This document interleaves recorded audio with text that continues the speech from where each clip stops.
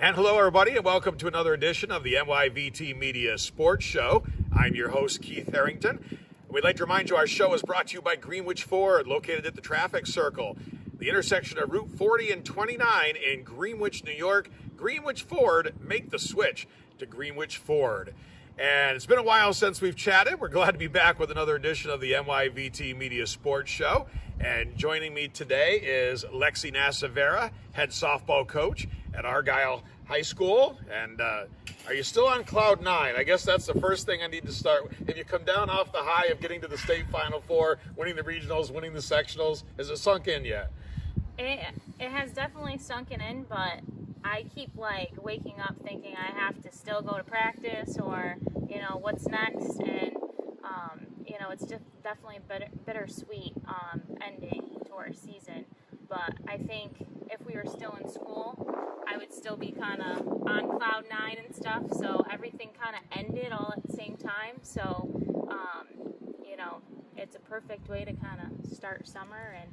Right. Makes the summer a little bit nicer, right? Going in on a high note. Yeah, now we've been trying to put this show together for a few weeks now. I think you have as busy a schedule as I have. I think you work as many jobs or whatever as I do, right? Yeah. I know. I'm kind of multitasking about 4 jobs right now, and it's even with my Justin, my husband, he's busy. So we're just kind of at that stage in life where we're just go, and we only have a little chunk of time to kind of button up loose ends and actually have some free time to kind of enjoy ourselves. Well, so I understand completely. That's pretty much my schedule too. The 3 or 4 jobs thing all the time going, but you gotta love it, right? Yeah. So let's go back to the season a little bit. Yeah. So got off to a little bit of a slow start during the season. We're below 500 for quite a while there early in the season. And then all of a sudden, it's like your team just gelled. Your team just clicked at the right time. We always talk about you want to be playing your best ball at the end of the year, and you guys were. Yeah, we peaked right at the right time. It was about beginning of May. Actually, you were at that Whitehall game where we were really hanging in there with them, and they just kind of pulled ahead. They put Maddie Gould in, but that game kind of was. Our last loss, and then we went on a six game winning streak. So, with that being said, I think the girls, they just really started to kind of believe in themselves, throughout the, mid-season there. And when we played Salem, our first game, we lost 14-4. And I remember looking at my assistant coach there, and I'm still not even in the mindset that I'm head coach right now, just because it's my first year as being head coach. Right. So I was always, assistant to Beth, and we had a good bond there. But my assistant coach, Jared McDougall, who has a daughter on the team, I looked at him after the game, and I was like, oh my gosh, we have so much work to do, playing that game against Salem. We were just kind of oh boy, but we always said, this group has it. He has seen how they have progressed up through, youth commission and just modified JV. And, I think with the pandemic, we kind of got a rough, everyone, was behind. And I think that really put us back. And as soon as we kind of started to get momentum going, they really started to believe and really push hard. So, I'm glad everything happened for a reason. I wouldn't take back, having a 7-6 league record, overall record, prior to sectionals, than being, undefeated. Right. We got to see them, the progression that they made, and even themselves. I think it was really good for them to, see us at the bottom and then really reach the top. So. So yeah, you brought up the Whitehall game, exactly what I was going to bring up. Yeah. You were ahead, I think 4-0 in that Yeah. game, got off to a good start, and then anytime Maddie comes in, it's just a game changer, right? Because she's just so good, and then they end up coming back and winning, I think 8-4. But you answered my question already. I was going to say, in my opinion, that was the turning point of your season, even though it was a loss. Yeah. And then we played Corinth right after. That was our senior game. We beat them, and then we also had to play them pretty much. I think we played them for our senior night here, and then we had to go up for a crossover game the next day. So we beat them again, and then we played Salem for our second crossover game. And I told the girls, like, hey, like this game means like nothing. So just relax, have fun. You guys have been, improving every single game. Just put it all together tonight. And I didn't put too much pressure on them that game, but that was where we really, really started to turn the leaf here. Right. And we started turning some heads and stuff because the girls were just like, everything's, the top teams, Whitehall, Lake George, Nobody's paying attention to you, right? Granville's doing awesome, but that's okay. Like, right. I told the girls, let's just be in the shadows for a little bit, and you know what? We'll have our moment, and we definitely did. So, it's pretty crazy season. So pitching is obviously such a big part of it. We talk about when Maddie comes in for Whitehall, what a game changer she is. But you got your own Maddie, right? And I got my own Maddie. Maddie Eldred came on, and you got to have the pitching, and she obviously came on and pitched really well. Yeah, and we didn't have a JV team the last few years. She was on modified last year, and I didn't really know what we were going to do. Coming into the season, I had Lily Kingsley. She was doing a lot of pitching the last couple years, but I needed her in the field as well. I did start off pitching Lily a little bit, and then I started to kind of make some changes. Nothing set in stone at the beginning of the season. We were trying to piece together the puzzles, and Kylie hums behind the plate, and she's an awesome third baseman too. So not having her at third, I had to, fill that void. But we needed her here behind the plate. With Maddie Eldred, she's, she had a little over 120 strikeouts, and she's just an overall good kid. Very poised, good sportsmanship. She works really well with Hum behind the plate. They're starting to really mesh together. We have one more year with Kylie as catcher, so I'm hoping we can kind of continue that next season. Right. And we were talking about how the Whitehall game was your turning point. They end up going on losing to Greenwich 1-0. Greenwich goes on and wins the state, so that kind of shows how good you guys, you guys were. We scrimmaged. We actually scrimmaged Greenwich. It was right. Right after our regional game, I believe, just to get another scrimmage, and we went there, and it was a very casual scrimmage, but we hung in there with them, and they, it was just a very fun scrimmage, just to do to get ourselves, some extra practice time before states, So it's kind of ironic that you ended up playing Salem in the Class D final after, they were a measuring stick for you. You lost to them 14-4, and you were like, we have work to do. And then you beat them for the Class D sectional title. Yeah, we beat them, I believe, for the crossover game it was 3-0, and then for our sectional title it was 4-1. So, that feeling with our sectional game, the girls, you could just, you just saw that emotion come out in them. And I would love just to relive that moment with them because, just seeing it. I mean, the last time we won sectionals and went to states when I was sophomore in 2008. So just to see all this on the other side of things, being a coach, it's really cool kind of has come full circle. So. Right. So then you go and you beat Bolton Screw Lake in the Yeah, regionals. And that was a very tough game.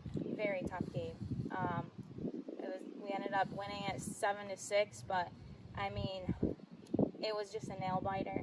You know, I really thought, like, you know, our journey might end that day, but the girls fought hard. We never lost hope. We just kept pushing and pushing. We tried not to get too frustrated.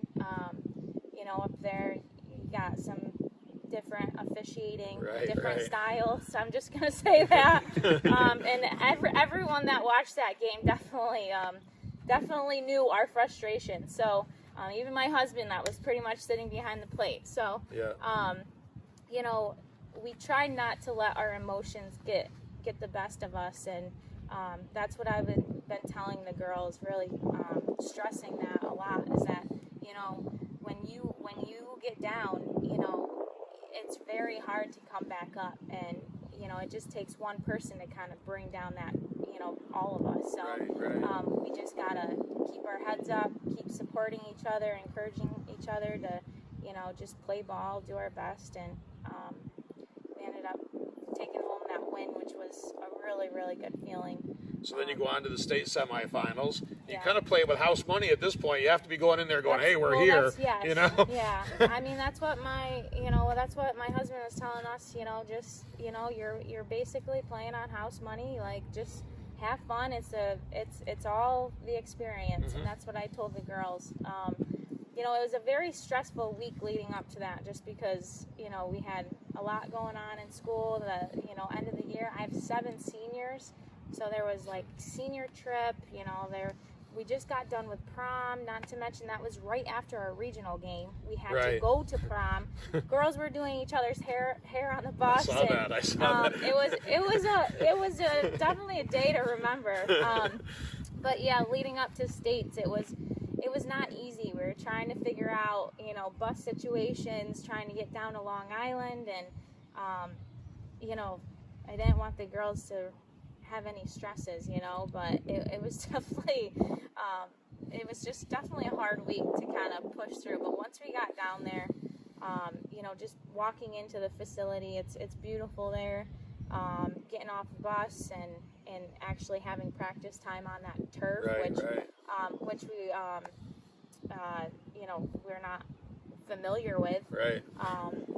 But it was, like I told the girls, it's a lifetime experience, and you will remember that for the rest of your life. So. And you played well. I mean, you came up on the short end of it, but it looked like you played a good game. Yeah, and we've always been one to kind of rally back. We always get ourselves in one rut in one inning, and we're always capable of rallying back. But that inning, when we got down, they were just solid hits. I mean, there was nothing really, there was nothing we could really do any better. But we got off to a great start, and they pushed until the end. So, I can't really say much more about what we would do differently, because I think they definitely left it all on the field. Right. So you have 7 seniors. Yeah. I'm definitely going to miss them. Yeah. We got a lot of spots to fill, so I'm already kind of like, trying to think about what to do next year, but you can't really even worry about that until, the season starts. I mean, we do have a couple kids that play travel ball, so they're in it throughout, the next few months. So that's nice to see. And we got, our modified team. They finished their season 8-2. So we do have some, fresh players coming up, but it's just such a big jump from modified to varsity. Right. So, and we're trying to continue to build the program. I mean, every school is in the same boat, So we're really trying to work with, youth commission, and trying to think of different different things we can do to kind of all be connected more and really boost those participation rates. Right. So you would think Class D would, be a little bit stronger maybe next year. I mean, I know Hartford, we're a very young team, but a lot of young talent there. Fort Ann, young team. You would think it'd be more participants. It'd be a little bit tougher next year. Yeah, I think those those teams are gonna definitely have some good assets next year. I mean, they can't ever take anyone lightly, and Right. Because and we have we have a really tough league. Right, definitely. I mean, I left after 1 year. I couldn't take it. It was so tough. I only lasted 1 year. It's tough, and like next year we're gonna be at that rebuilding stage. So, it's like, man, I did this my first year as head coach here. So I'm like, oh man, I got a lot to live up for. But it's just kind of have to keep doing what you're doing and just building those connections with kids. I mean, it helps working here, and I can harass the kids. Okay, you're gonna sign up, right? Right. So, I'm definitely gonna miss my seniors. It's I actually started working here. So next year will be my 5th year, but this group of seniors was my first group when I walked in, and I had a lot of them in my art classes. So I mean, it's definitely going to hit me, I think, in September when they're not there. Right now, I'm just kind of okay, But I wish them nothing but the best, and it was a great year to end on. And if I could pick a group to do this with, it would have been that group. Right. So at home, do you and Justin talk sports all day? Do you watch sports all day? I knew this was a question coming. You got the bragging rights now, right? I know, I do. He's been waiting for, a sectional title at least, for quite a while, and his time is coming. He's a great coach. Definitely.